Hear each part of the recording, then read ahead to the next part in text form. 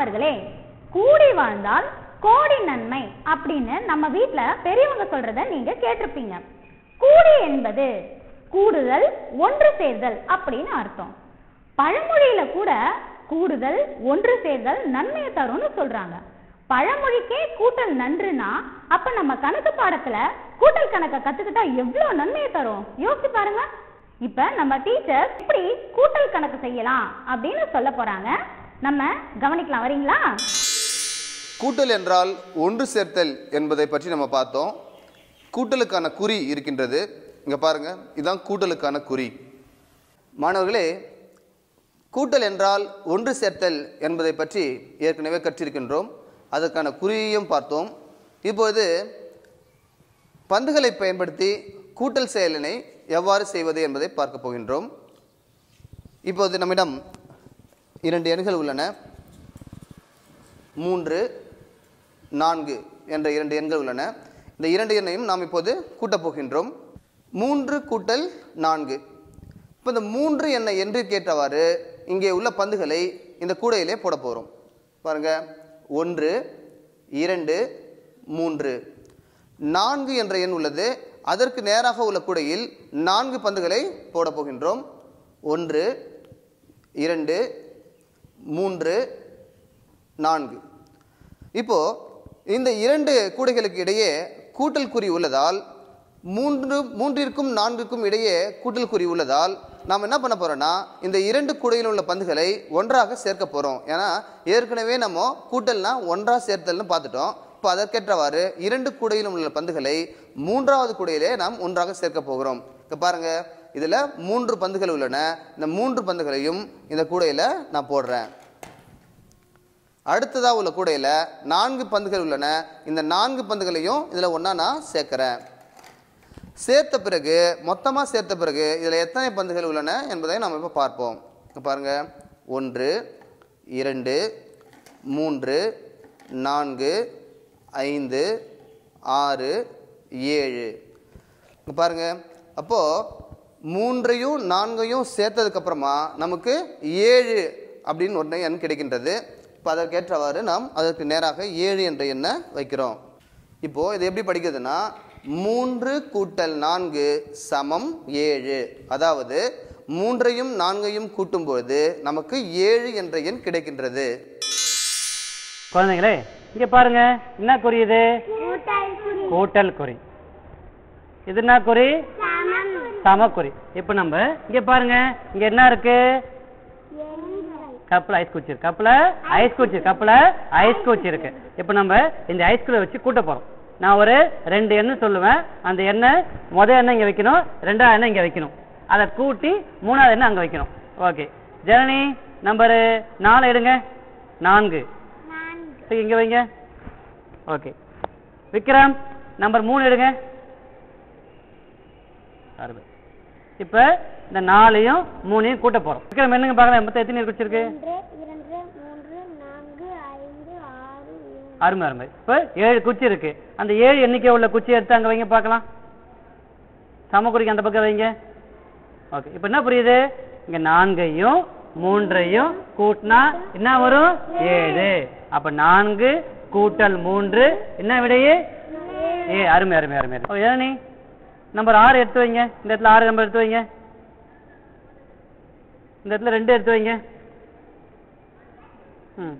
இப்ப மொத்தம் எத்தனை குச்சி இருக்கு என்னங்க? இப்ப 1, 2, 3, 4, 5, 6, 7, 8. மொத்தம் எத்தனை குச்சி? 8 குச்சி. அப்ப 8 என்ற எண்ணிக்கை உள்ள குச்சி எடுத்தாங்க வைங்க. என்னங்க?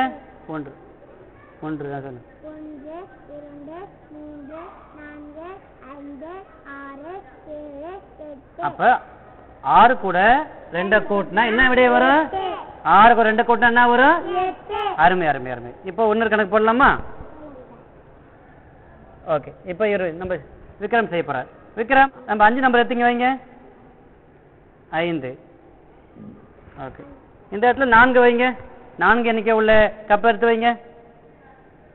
ஓகே, இப்போ 2 கூட்டுங்க. எத்தனை இருக்குன்னு பாருங்க, கூட்டுங்க. இதை 1, 2, 3, 4, 5, 6, 7, 8, 9. எத்தனை வருது? 9. அப்போ 9 எண்ணிக்கை உள்ள ஐஸ் குச்சி எடுத்து வைங்க. என்னங்க? 1 2 3 4 5 6 7 8 9. அருமையா. அப்ப 5 கூட்டல் 4 என்ன விடையே? 5 கூட்டல் 4 என்ன விடையே?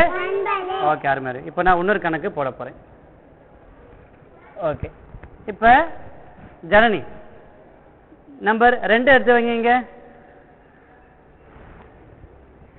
2 கூட இப்ப இந்த கப் இதுனா என்ன? பூஜ்ஜியத்தை வச்ச போறோம். ஜனனி இப்ப கூட்டு பார்க்கலாம். 1 2. இந்த கப்ல ஐஸ் குச்சி இல்ல. அந்த கப் ஐஸ் குச்சே இல்லையா? அப்ப மொத்தம் எத்தனை எண்ணிக்கை விடையே? 1 2. அப்ப 2 எண்ணிக்கை உள்ள கப்பை எடுத்து வைங்க. அப்ப 2 கூட பூஜ்ஜியத்தை கூட்டினா என்ன வரும்? 2 கூட பூஜ்ஜியத்தை கூட்டினா என்ன வரும்? ஏன் பூஜ்ஜியத்துலனா ஒண்ணுமே இல்லை, ஒண்ணுமே இல்லை.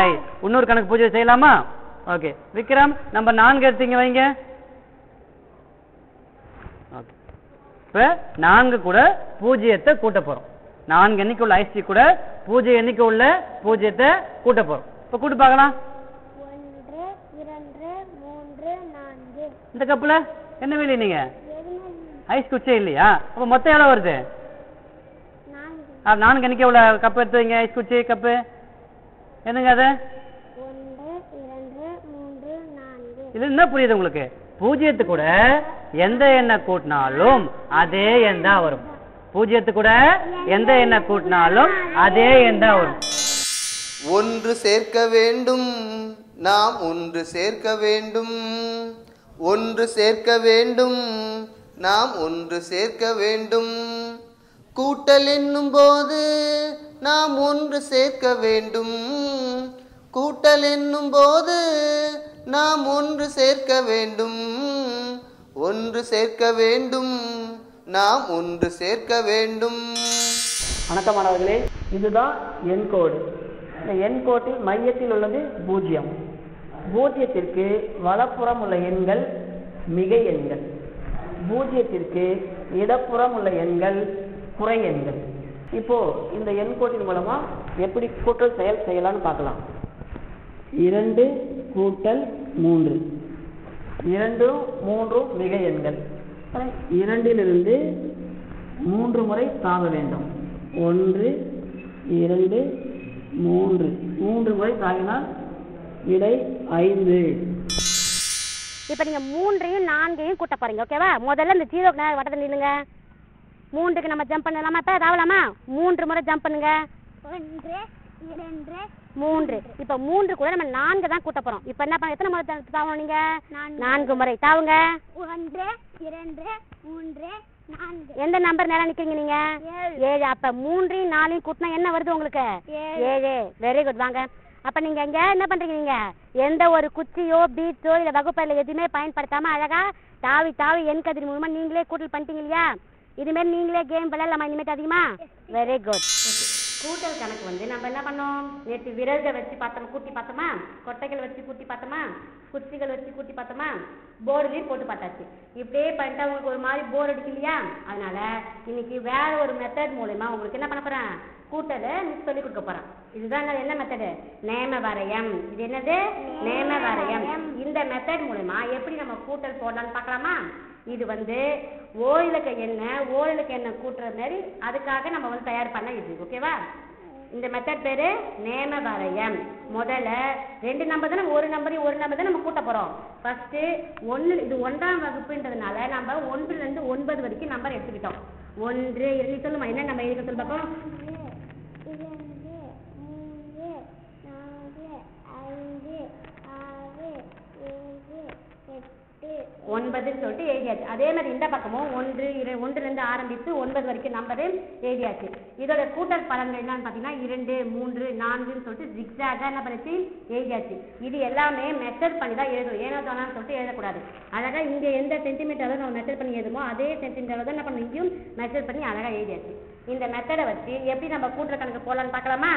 இது வந்து ரொம்ப ஈஸி. நீ விரல் விட்டு என்ன தேவை, கூட்டத்தால எதுவுமே பண்ண தேவை. இதுக்கு வந்து ஒரு சின்ன ரோப் மட்டும் இருந்தாலே போதும். ஓகேவா?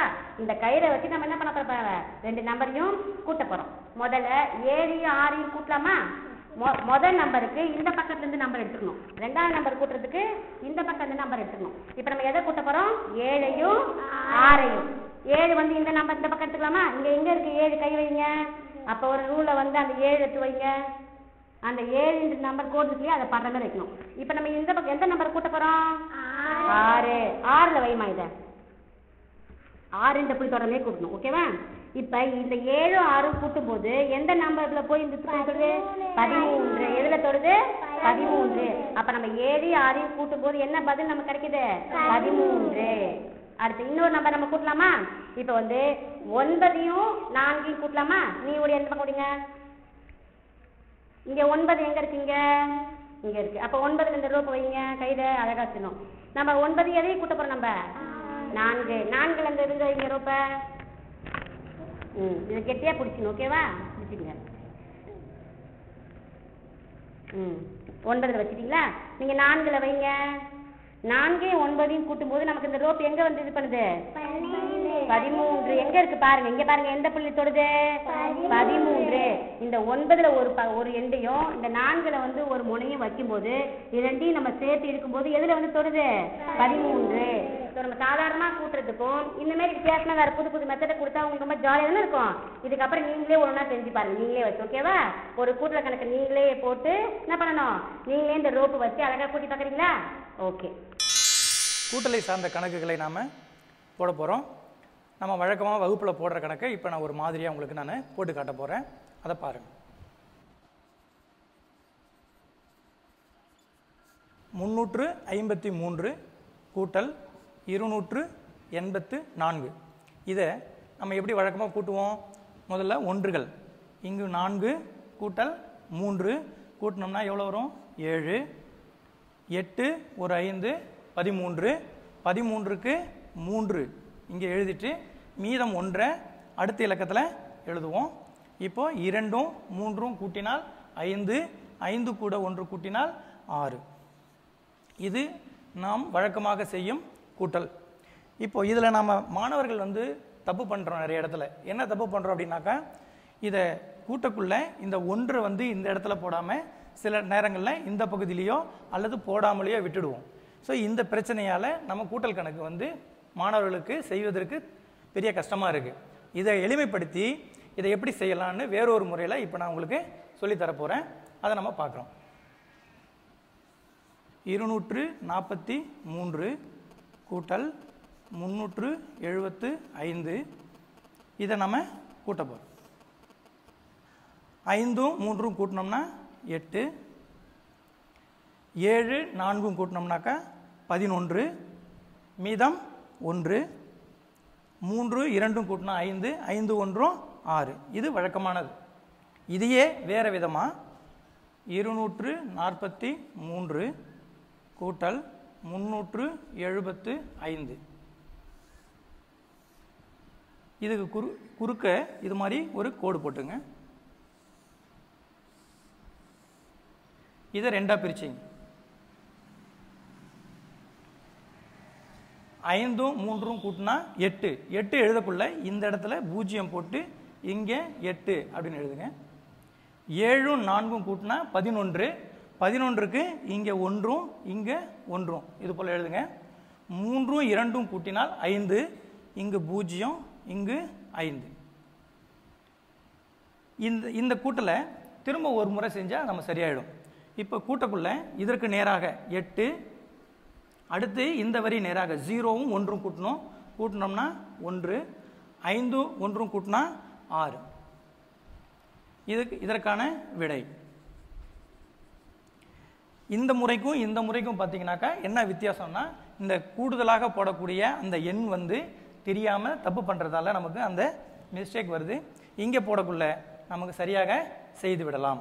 இது போன்று மேலும் ஒரு கணக்கை இப்போ நம்ம பார்க்க போகிறோம்.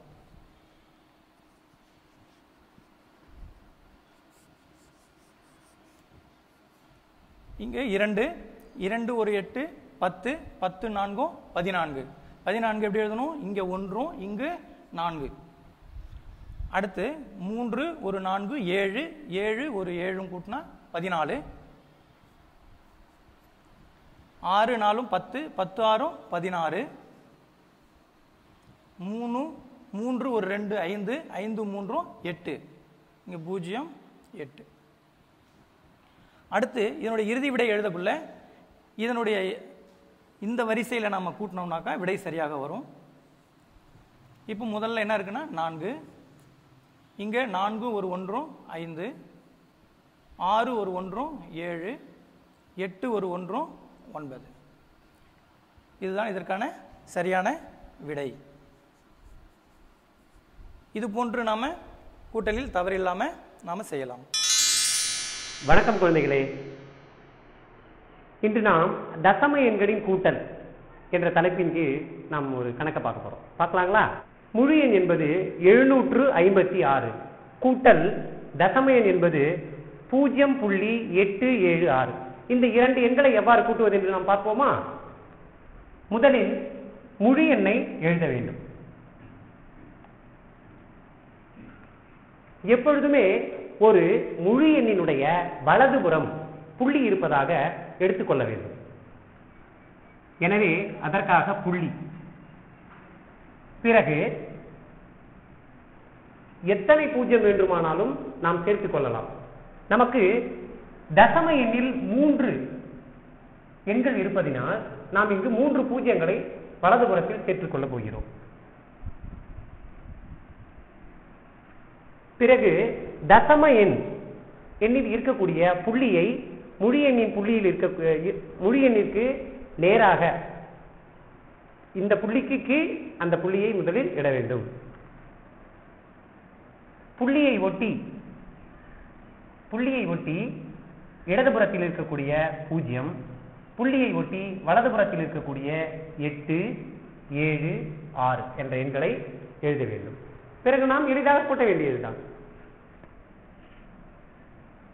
0 கூட்டல் 6 6, 0 கூட்டல் 7 7, 0 கூட்டல் 8 8, புள்ளி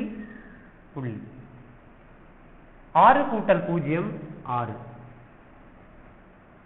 5 7.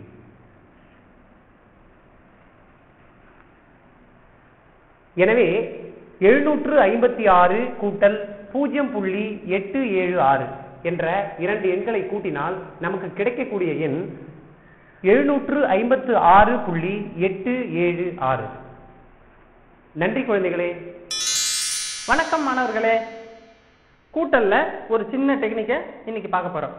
எவ்வளவு பெரிய கூட்டல் கணக்கா இருந்தாலும் இந்த டெக்னிக் மூலமா நீங்க தவறின்றி அந்த கூட்டல் கணக்கை செய்ய முடியும். ஏற்கனவே உங்களுக்கு கூட்டல் என்றால் ஒன்றாக சேர்த்தல் அப்படின்ற விஷயம் தெரியும். இப்போ இந்த கூட்டல் கணக்கை எப்படி தவறின்றி செய்யறது அப்படின்றத பார்க்க போறோம். பார்க்கலாமா? மாணவர்களே, 14,568 கூட்டல் 8,009 கூட்டல் 365 கூட்டல் 99. இந்த எண்களை வரிசை பிரகாரம் அடுக்கி எழுதணும். ஒன்றாம் இலக்கத்துக்கு நேரா ஒன்றாம் இலக்கங்களை எழுத வேண்டும். அடுத்து என்ன இருக்கு?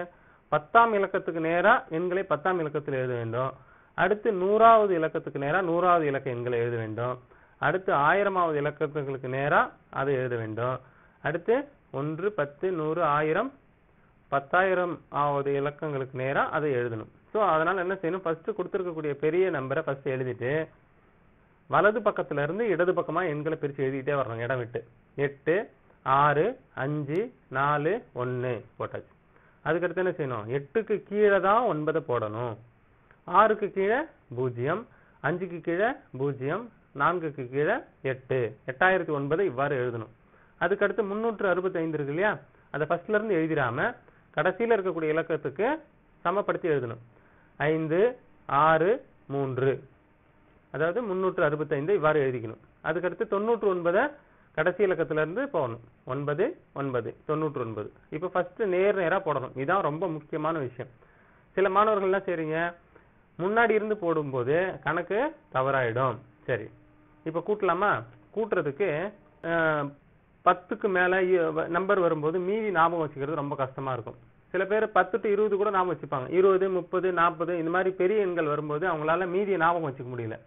இந்த டெக்னிக்கல் நம்ம என்ன செய்ய போறோம்னு சொன்னா, 10க்கு மேல போச்சுனாவே அந்த 10களை கொண்டு போய் 10கள் ஸ்தானத்துல ஒரு புள்ளியா குறிச்சிடுறோம். அவ்வளவுதான். ரொம்ப ஈஸியான டெக்னிக். பார்க்கலாமா? பாருங்க, 8யும் 9யும் கூட்டினா என்ன வரும்? 17. அதனால நம்ம 7 மட்டும் மனசுல வச்சுக்கிட்டு அந்த 10 கொண்டு போய் 10கள் ஸ்தானத்துல ஒரு புள்ளி குறிச்சிடுறோம். அடுத்து என்ன இருக்கு நம்ம கையில? மனசுல 7 இருக்கு இல்லையா? 7 கூட 5 கூட்டினா எவ்வளவு வரும்? 12. அந்த 12ல 2 மட்டும் மனசுல வச்சுக்கிட்டு அந்த 10கள் ஸ்தானத்துல மறுபடியும் ஒரு புள்ளி குத்திடுறோம். இப்போ நம்ம மனசுல 2 இருக்கு.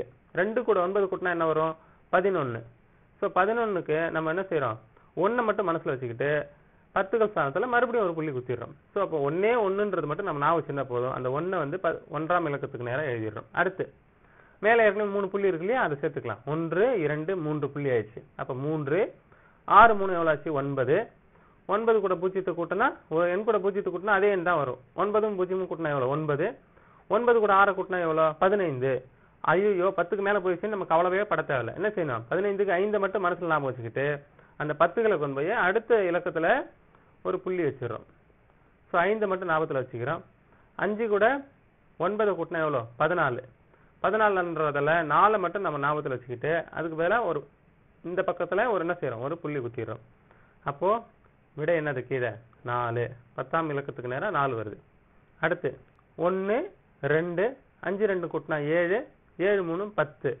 10 வந்த உடனே என்ன செய்வோம்? நம்ம இடது பக்கம் ஒரு புள்ளியை குத்திட்டு அந்த 0 மட்டும் ஞாபகம் வச்சுதான் போதும். சோ 0 போட்டுக்கிறோம். இங்க ஒரு புள்ளி இருக்கு இல்லையா? சோ 4 1 5 8 5 13. 13ன்னு வந்தா என்ன செய்யணும்? 3 மட்டும் ஞாபகம் வச்சுக்கிட்டு மறுபடியும் இடது பக்கம் ஒரு புள்ளி குத்திடுறோம். சோ 1 1 கூட்டினா எவ்வளவு? 2. அது எனவே விடை என்ன வருது நமக்கு?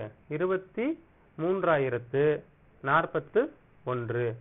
இவ்வாறு மீதியை கொண்டு போய் மனசுல வைக்காம பக்கத்துல ஒரு புள்ளியா நம்ம கன்சிடர் பண்ணோம்னா இந்த கூட்டல் கணக்கு மிக எளிமையா இருக்கும்.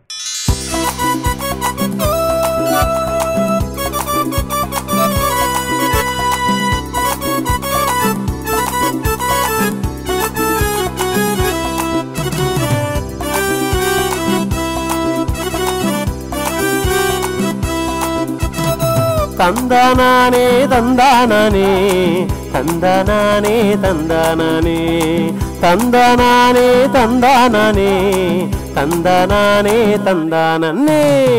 கூட்டல் பாரு கூட்டல் பாரு கூட்டல் வடிவ குறியை பாரு. நின்ற கோட்டு துண்டுவுடன் கிடைக்கை கோட்டு துண்டை பாரு. நின்ற கோட்டு துண்டுவுடன் கிடைக்கை கோட்டு துண்டை பாரு. இதுவே கூட்டல் குறிதான் என்று எளிதாய் துணிந்து அறிந்து கொள்ளு. கூட்டல் பாரு கூட்டல் பாரு கூட்டல் வடிவ குறியை பாரு.